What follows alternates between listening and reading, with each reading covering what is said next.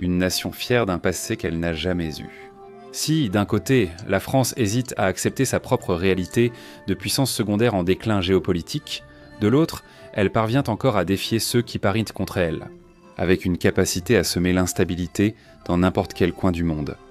Les Français n'ont jamais vraiment réussi à être la principale puissance mondiale, ni même la principale puissance européenne. Mais cela ne signifie pas qu'ils doivent être sous-estimés, car malgré les obstacles, ils sont longtemps restés un pôle d'exportation culturelle et de puissance militaire, assez considérable pour être une pierre dans la chaussure d'autres grandes puissances.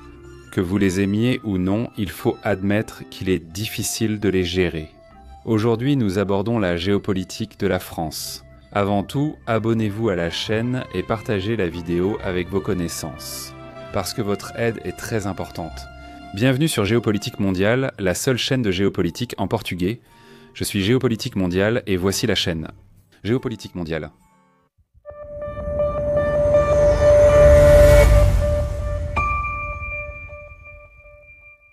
La France est un pays d'Europe de l'Ouest, entouré au sud-ouest par les Alpes suisses, au sud par la mer Méditerranée et la chaîne des Pyrénées. À l'ouest et au nord par l'océan Atlantique, au nord-est et à l'est par le Rhin et les montagnes des Ardennes, des Vosges et du Jura.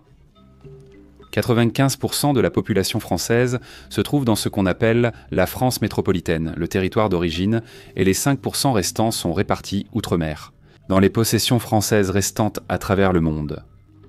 Le territoire français denseté est montagneux sur ses bordures et plat dans la zone centrale, étant également un terrain extrêmement fertile et propice à l'agriculture. En plus d'être traversé par 4 grands fleuves qui sont stratégiquement situés. La Seine, reliant sa capitale, Paris, à la Manche, et la Loire, reliant la ville côtière de Nantes à l'intérieur agricole du pays. La Garonne, reliant les villes de Bordeaux et Toulouse entre elles, ainsi que la région montagneuse du sud à l'océan Atlantique à l'est, et le Rhône, reliant la ville de Lyon à la mer Méditerranée. Cette configuration a permis 4 facteurs très importants. Une capacité défensive géographique relative grâce aux montagnes, protégeant l'intérieur du pays contre les incursions extérieures. Ce qui a permis aux forces françaises de se concentrer sur quelques points d'accès pour les forces extérieures. Grâce à une bonne capacité agricole et à des rivières navigables bien situées, l'accès à leur production pour l'exportation mondiale était facilité. L'accès à la Méditerranée et à l'Atlantique en même temps. Ce qui donnerait aux Français la capacité de déplacer leurs forces relativement facilement et rapidement vers le nord de l'Europe et vers le sud de l'Europe. Et enfin, l'intérieur de la France étant relativement plat, a contribué à la consolidation de la nation française avec peu de difficultés de cohésion nationale au cours de plusieurs siècles. Cela a conduit la France à devenir l'un des premiers États-nations d'Europe. Ainsi, le noyau géopolitique français se consolide à partir des rivières Seine et Oise, depuis les environs de Paris, en direction de la Belgique. La structure politico-administrative française s'est historiquement fondée sur cette région grâce à ses sols fertiles, ses rivières navigables et son climat doux aux précipitations modérées. La capitale française, Paris, se trouve à la jonction des rivières Seine et Marne. Au cours de l'histoire moderne, les plus grandes menaces pour le noyau français sont venues d'Allemagne, son voisin oriental, qui a plusieurs fois fait la guerre à la France, principalement à partir de la plaine du Nord. Et, avant cela, les peuples allemands venus du centre de l'Europe et les Anglais arrivant par la Manche, également depuis le nord.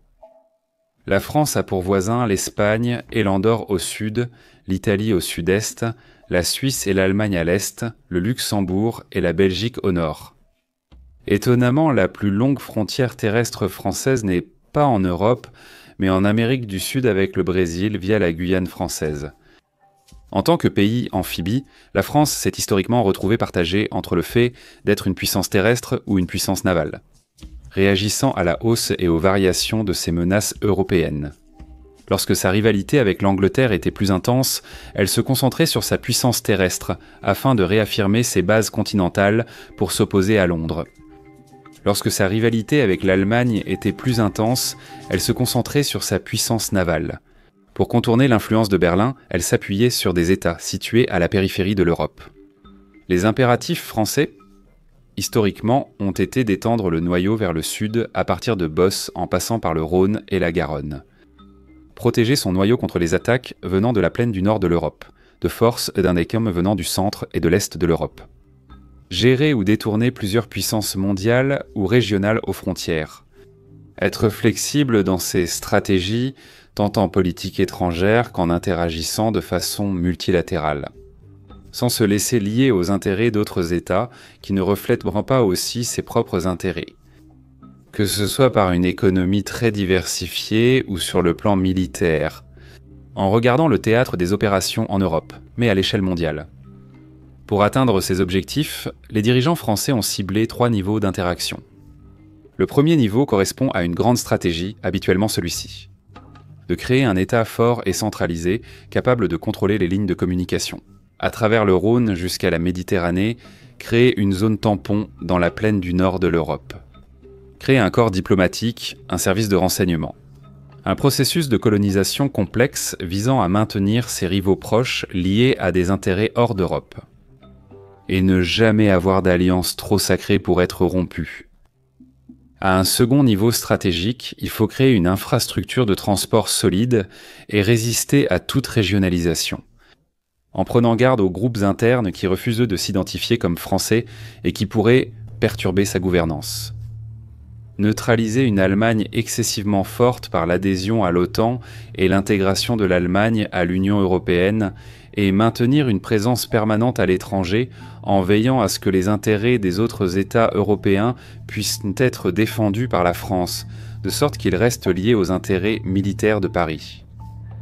Et, au niveau tactique et régional, maintenir une forte capacité de sécurité intérieure et de renseignement. Créer des institutions européennes offrant un avantage politique à l'Union et attirant l'Allemagne grâce à des bénéfices économiques en échange d'une codirection. Nouer des liens avec des puissances majeures hors d'Europe, afin d'être le point de contact des puissances mondiales dans leurs relations avec les pays européens. De plus, grâce aux possessions d'outre-mer françaises, la France possède la deuxième plus grande zone économique exclusive du monde, juste derrière les États-Unis. Historiquement, pendant de nombreux siècles, les grands rivaux de la France ont été les Anglais. Mais avec le temps, l'unification de l'Allemagne a modifié cet équilibre des pouvoirs en Europe. Pourquoi Paris s'est-elle rapprochée de Londres pour maintenir l'équilibre face à la puissance allemande ?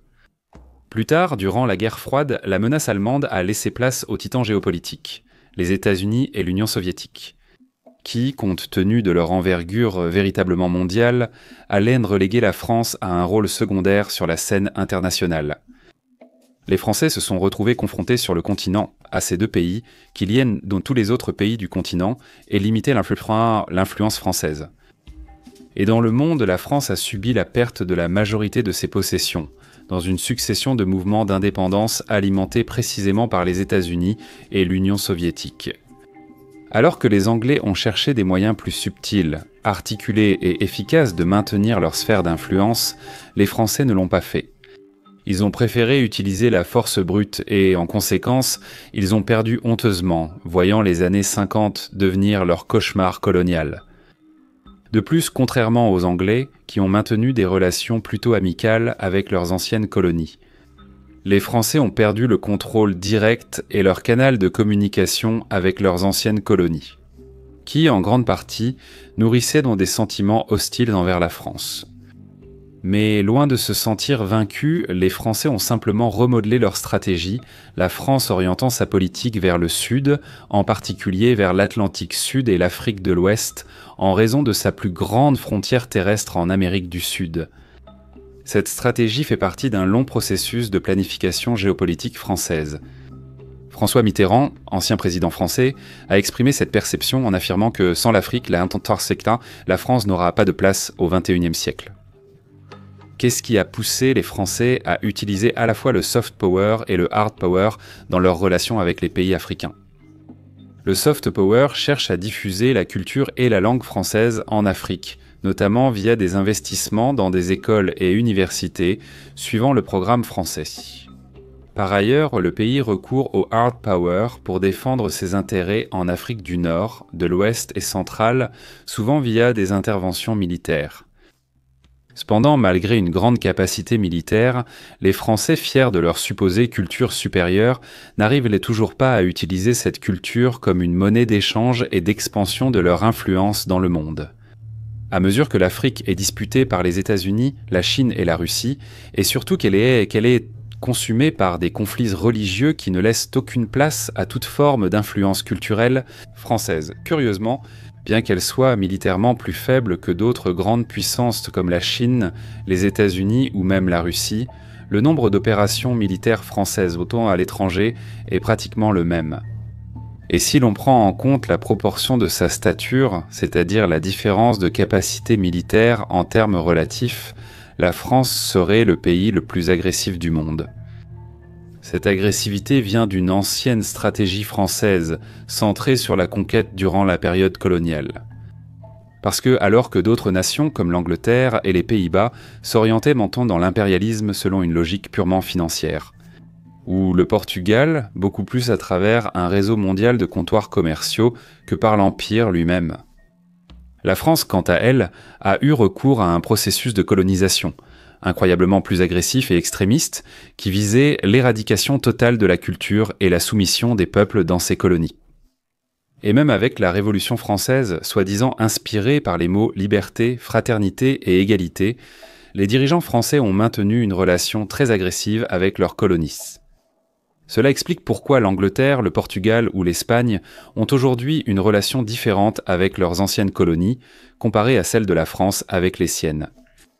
Un exemple en est le fait que, tandis que l'Angleterre a créé des infrastructures, apporté l'éducation et une organisation administrative d'État à ses anciennes colonies, celles-ci, après leur indépendance, ont pu bénéficier de cet héritage anglais. Pour elles, la France, non. Les Français n'ont pratiquement créé aucune infrastructure, ils n'ont laissé aucun héritage éducatif ou administratif. Ce qui a fait que leurs anciennes colonies, une fois devenues indépendantes, se sont retrouvées beaucoup plus à la dérive sur la scène internationale et nationale. En somme, la colonisation française fut la plus agressive et la plus néfaste des modèles impériaux européens. La France a approché la domination européenne surtout durant l'ère napoléonienne en termes de puissance géopolitique. Cela a plongé le continent dans de violentes guerres, provoquant une instabilité mondiale. L'une de ces répercussions a été la naissance du Brésil en tant que nation indépendante, grâce à la fuite de la famille royale portugaise au Brésil. La base structurelle, politique et matérielle permettant au Brésil de devenir un véritable pays a finalement été créée. Après la fin de la période napoléonienne, la France a de nouveau tenté d'affirmer sa supériorité sur le continent européen. Elle affrontait un nouveau rival politique, pour la première fois supérieur à elle, à l'intérieur du continent européen et non à l'extérieur comme l'était l'Angleterre jusqu'alors. Ce serait l'Allemagne qui l'a vaincue lors de la guerre franco-prussienne de 1871. L'ascension de l'Allemagne, en tant que nouvel acteur européen, a été un tournant dans la structure géopolitique française. Parce que tout l'historique de siècles de rivalité et de disputes avec l'Angleterre et l'énergie géopolitique libre pour se projeter dans le monde a été sommairement écarté.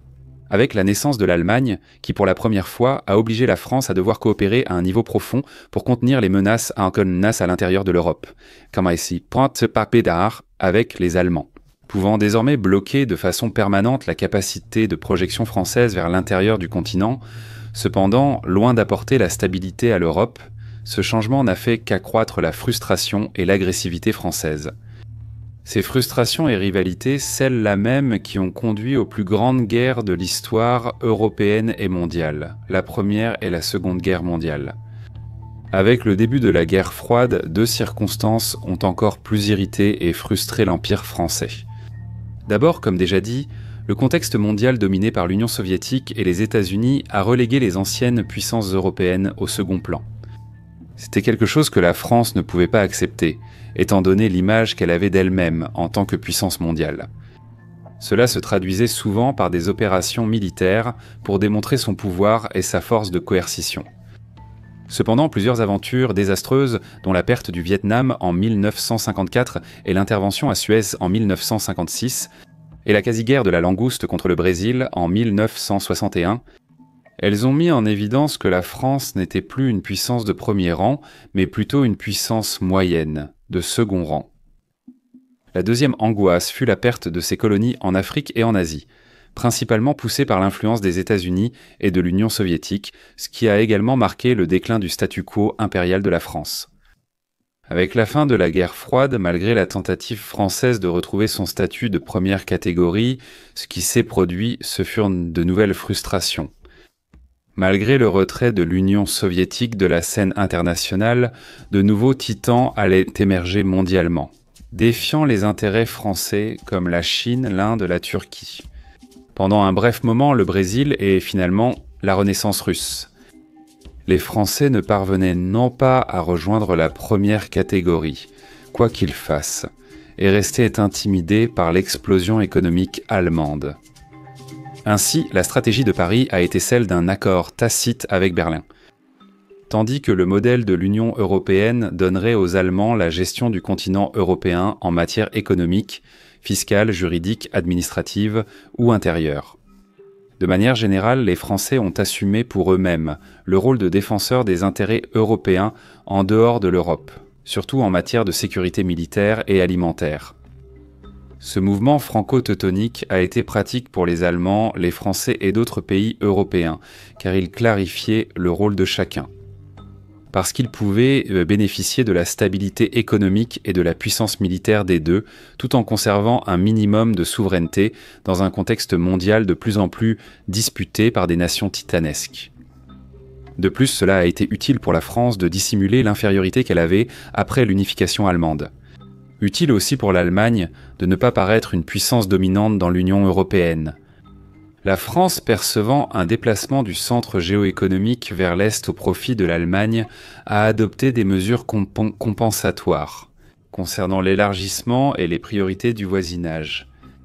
Dans une Union européenne élargie, la diversité des priorités géopolitiques et des perceptions de la sécurité complique la définition des intérêts de l'Union et sa prévisibilité. Mais l'agressivité française commence à représenter des risques pour les Européens, surtout dans un monde démondialisé, instable et plus hostile. Qu'est-ce qui fait que des divergences autrefois avalées par les Français et les Allemands ne soient plus digérées par eux aujourd'hui ? Comparaison des livres blancs allemands sur la sécurité et l'avenir de l'armée. Et les livres blancs français sur la défense et la sécurité nationale mettent en évidence les différences de perception de la sécurité entre les deux pays. Dans le livre blanc français de 2008, un arc de crise allant du Maroc à l'Afghanistan a été identifié, révélant la perception de la sécurité par la France ainsi que les principales priorités françaises en matière d'intervention militaire. Mais dans le nouveau livre blanc allemand de 2016, la Russie a été identifiée comme un défi pour l'ordre de sécurité européen. Bien que les perceptions de la sécurité en France et en Allemagne se chevauchent, il existe donc des différences très importantes. Lorsqu'on observe la situation en ce qui concerne les différentes priorités géopolitiques de la France et de l'Allemagne, il devient clair que l'Allemagne, en tant que puissance centrale de l'Union européenne, est davantage préoccupée par la déstabilisation dans la partie eurasiatique et dans les Balkans, tandis que la France serait davantage préoccupée par les crises en Afrique du Nord et au Moyen-Orient, qui d'ailleurs ont été causées par ces aventures militaires désastreuses dans la région. Cette divergence allait s'aggraver avec le conflit en Ukraine. Ainsi, la guerre, perçue comme une surprise par les Français, a pris Paris dans une situation tellement inattendue qu'ils n'ont tout simplement pas de stratégie approfondie pour gérer la Russie, ce qui frustrerait et rendrait les Français encore plus agressifs. Mais le grand problème des Français n'est pas la Russie, mais bien leur propre dynamique interne.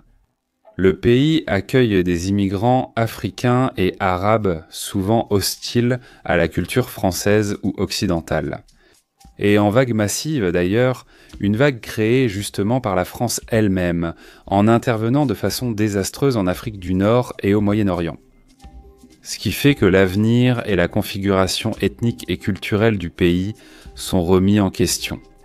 Et si cette nouvelle réalité interne n'allait pas, en fait, éclater en une rébellion interne qui finirait par diviser le pays, à un niveau aussi profond qu'on n'en a pas vu depuis le 8e siècle, lorsque Charles Martel a expulsé les morts islamiques du territoire français. Merci à tous, j'espère que cela vous a plu.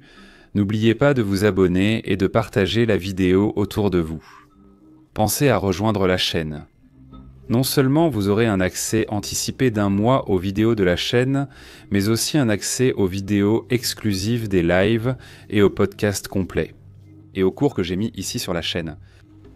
Votre soutien maintiendra le projet géopolitique mondial en vie. À bientôt et à la prochaine vidéo.